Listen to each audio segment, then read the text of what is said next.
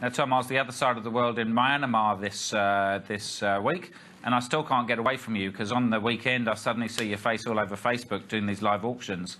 And the one I was watching, I don't know how many of the live auctions you do, was you're talking very much about that you weren't going to say that the property's on the market. That's normally one of the key things that a lot of people wait for. Is that something that just you don't do, or is it... I rarely do it. And the reason why, Chris, is I found that a lot of people are saying, oh, don't bid till they hear the words on the market.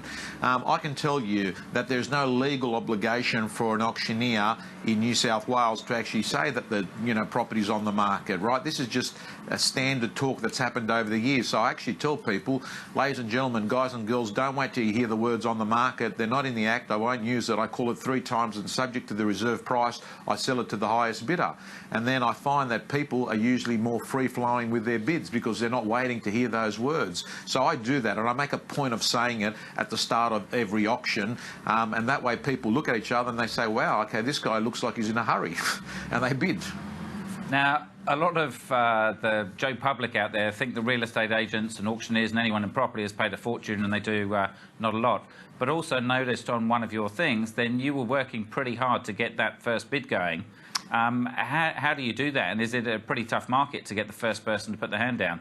Chris, I'm working on the bidders before the auction starts.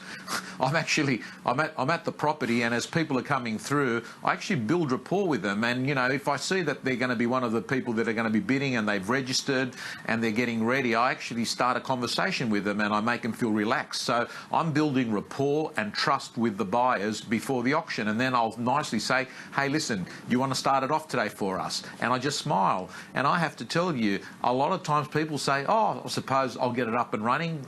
I say, they say, oh, we might not get it, but I'll start it. Or sometimes if they've said that, I'll look for them in the crowd and I said, wasn't you that said that you were going to start it for us? And I usually find, Chris, that the first bid is the hardest bid to get off people. So I work on that bid even before the auction.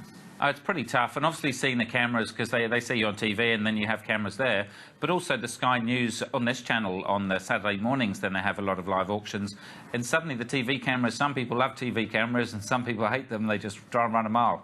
Well, at the moment, Chris, you've got TV cameras, you've got iPhones, you've got Samsung phones. Everyone's gone crazy over this live feature called Live Facebook Stream, which means that you can stream live. You can't go backwards, so it takes guts to do it, but it's got amazing cut-through. And I'm getting some auctions, I get 10, 20, 30,000 views on them live. Lucky you got such a pretty face. We'll see you again next week, Tom. Thanks a lot. See you, Chris.